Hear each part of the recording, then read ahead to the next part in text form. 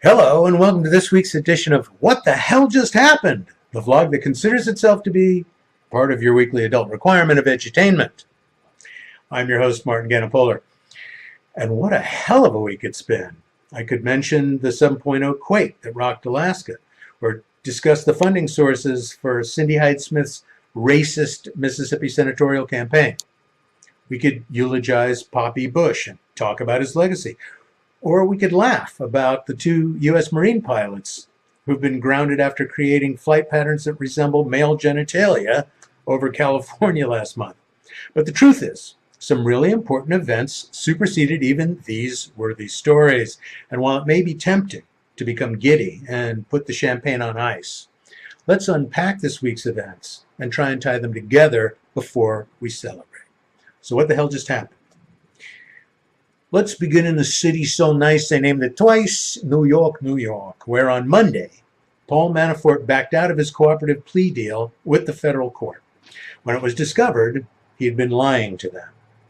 It was simultaneously determined that he'd been feeding information through his lawyers to the president's lawyers under the nose of Acting Attorney General Matthew Whitaker, who is himself being investigated by the FBI for the fraud committed by the Trump University-style Florida company he worked for previously.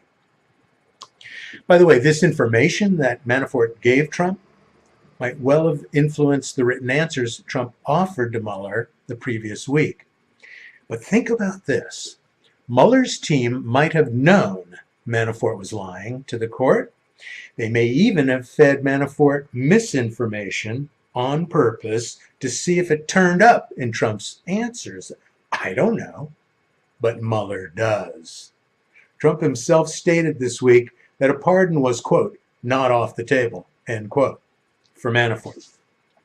Are you with me so far? Good, because wait, there's a lot more going on. On Thursday, Trump's former personal lawyer and fixer, Michael Cohen, pled guilty to new charges of lying to Congress. What he lied about were his previously denied efforts to arrange a Trump Tower deal in Moscow. When he went into court, he told the special counsel's lawyers that he'd been meeting with powerful Russian officials and oligarchs well into the 2016 presidential campaign. At that very time, candidate Trump made repeated statements that he had no deals, businesses, or loans in Russia. He kept saying he actually knew no Russians at all. He probably said he didn't even eat Russian dressing on his salad. Now, if we believe Cohen, he actually had a written deal going to build the tower in which, as a partial bribe, he promised a $50 million penthouse to Putin. This would have occurred at the same time Don Jr. met with the Russians in Trump Tower to try to get dirt on Hillary Clinton. I'm sure it's all just a coincidence, though. And the beat goes on. Hey, do you remember those two political operatives, Roger Stone and Jerome Corsi? I talked about them in the 15th edition of my blog. They were the guys that bragged in a series of emails that they knew the DNC and Podesta emails that were stolen by the Russians were about to be published by Julian Assange and WikiLeaks. Subsequently, Corsi got busted for this by the FBI. After that, he arranged a plea deal with the court, saying he would fully cooperate with the feds, including fingering his buddy Roger Stone, in return for a merciful sentence. Well, guess what the hell just happened with him this week? Like Manafort, he rescinded his plea deal, saying he was not going to betray anybody, wasn't expecting a pardon, yeah, right, and that he was willing to die in jail.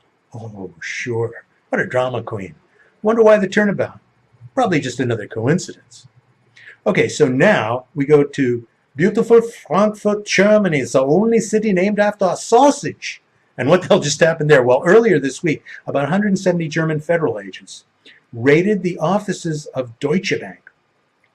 They were looking for evidence of massive money laundering. And the prosecutors say that the banks helped over 900 customers set up offshore accounts to wash cash acquired through criminal enterprises. The amount in the illegal accounts uncovered from just this raid alone was somewhere around $360 million. But Deutsche Bank has been doing this for their Russians for many years and has already been fined almost $10 billion with a B, dollars. So what's the tie-in to our story today? Well, Trump has a 20-year history with Deutsche Bank. After he went bankrupt 3 times in Atlantic City, they were the only bank that would finance his real estate schemes. Ultimately, they loaned the Donald almost $750 million. Where that money originally came from? Well, we just don't, son, we don't know. But you know who's interested in this banking relationship? Robert Mueller. So, like some beautiful haiku, we circle back around to Trump, money, and the Russians.